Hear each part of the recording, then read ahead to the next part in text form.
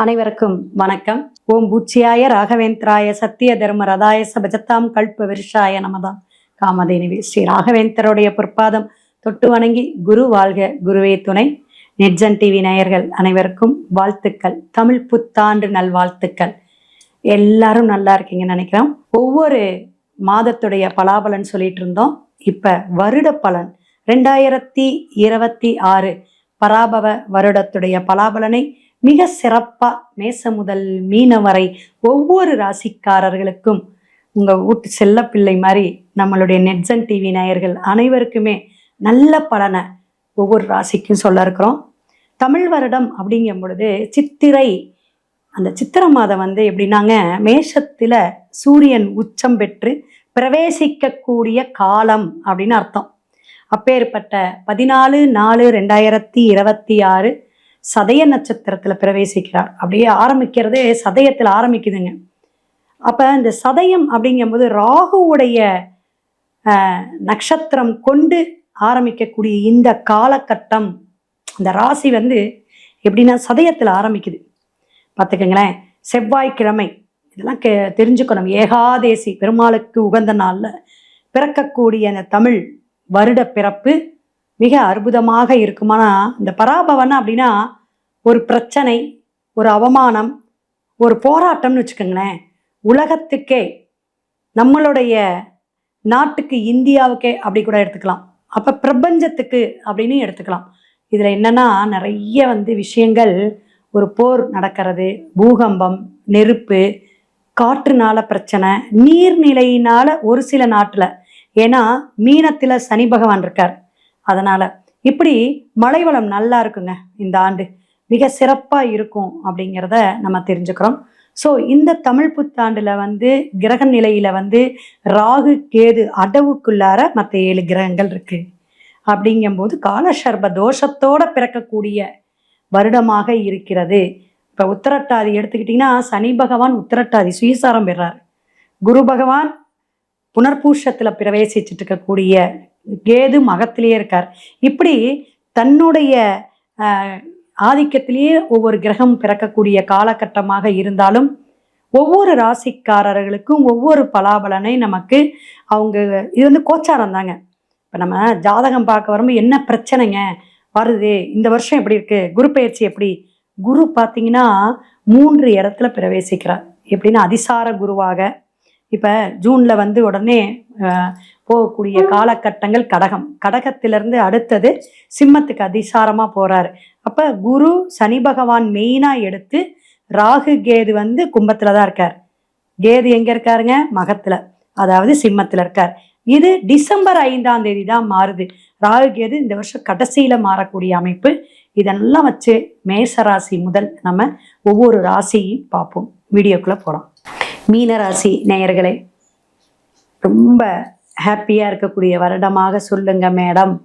அத்தனை பிரச்சனைகள், உடல் சார்ந்த பிரச்சனைகள், அலைச்சல். போனீங்க ஒரு 6 மாசம் மெட்ராஸ்ல இருந்தேன், 6 மாசம் ஹைதராபாத்ல இருந்தேன். அதுக்கப்புறம் பிரச்சனை உடையார்ந்துடலாமான்னு இருக்கேன். ஒருத்தர் உண்மையுமே ஜாதகம் பார்த்தாருங்க. பாதி ஃப்ளைட்டு போயிட்டாருங்க, மலேசியா போறேன்னு. பாதி தூரம் போயிட்டு அங்கே ஏதோ பிரச்சனை ஆயிடுச்சு விசாவில். உடனே அங்கேருந்து ஃபோனு, நான் அப்புறம் திரும்பி வந்துடட்டுமா, வந்துருங்க, ஏன்னா தேவையே இல்லாமல் அங்கே போலீஸு, அந்த ஏர்போர்ட் போலீஸு லாக் பண்ணி வச்சிட்டான். பணம் வேற கையில் இல்லை. சொந்தக்காரங்களை போட்டு சேர்ந்து அப்புறமே ஆஃபீஸில் உட்காந்து ஒரே புலம்பல்.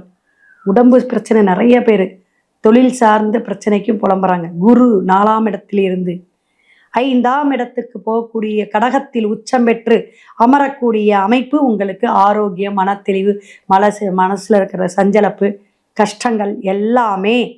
ஜலராசி எல்லாம் வேறங்க.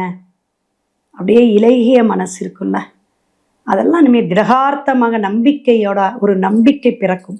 வழி பிறக்குமா சிவனே அப்பனே அப்படின்னு வேண்டிக்கிட்டு இருக்கிற எல்லாத்துக்குமே இனிமே குரு பெயர்ச்சியிலிருந்து உங்க குழந்தைங்க நல்லா படிப்பாங்க.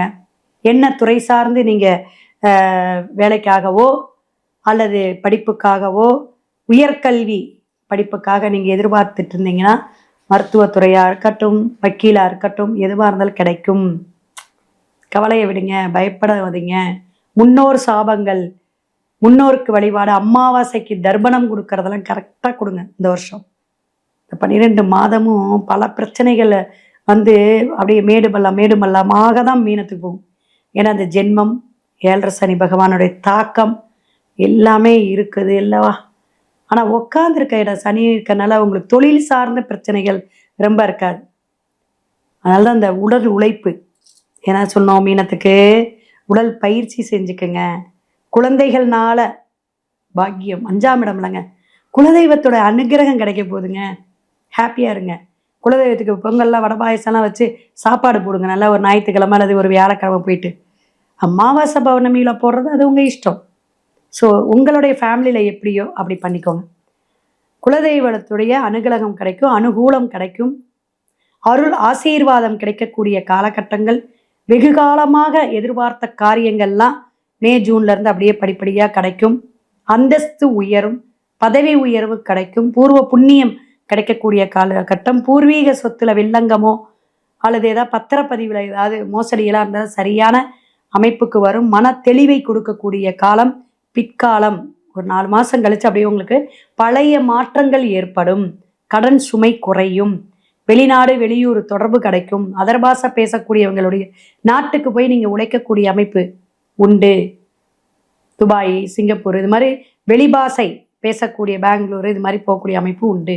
ஆரம்ப கட்டத்தில் இருந்த கூடிய மனக்கசப்போ, ஒரு அலைச்சல்களோ அல்லது தொழிலில் இருக்கக்கூடிய சிக்கல்களோ அவமானம் முதல்ல குறையும்.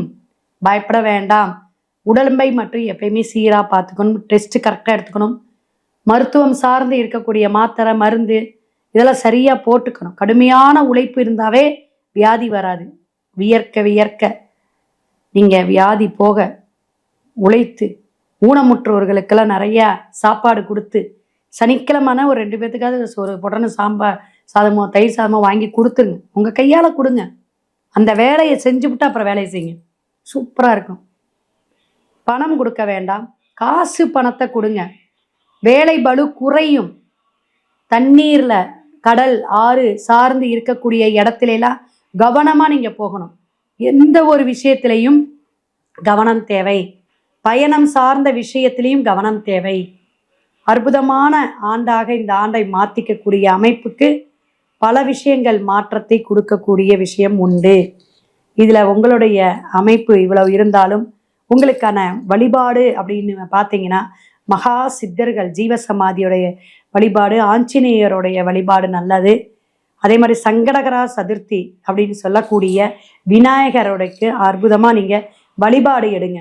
அந்த வழிபாடு எடுக்கும்போது வர அபிஷேக ஆராதனைக்கு கொடுக்கும்போது விநாயகருக்கு ஒரு தடவை நீங்கள் இதுக்கு கூட போயிட்டு வந்துடுங்க. பிள்ளையார்பட்டி போய் வழிபாடு எடுத்துகிட்டு வந்துடுங்க. அதெல்லாம் நல்லா இருக்கும். விநாயகருடைய அகவல் கேட்டுகிட்டே வாங்க. மன நிம்மதியை கொடுக்கும். மனதில் ஒரு சாந்தம் பிறக்கும். மீன ராசிக்கு ஒரு 75% கிரகங்கள் கோச்சாரமாக தமிழ் புத்தாண்டில் பயணிக்கக்கூடிய அமைப்பு நிறைய இருந்தாலும் உங்களுடைய ஜாதகத்துடைய முழு பலாபலனை கண்டிப்பாக பார்த்துக்கணும்.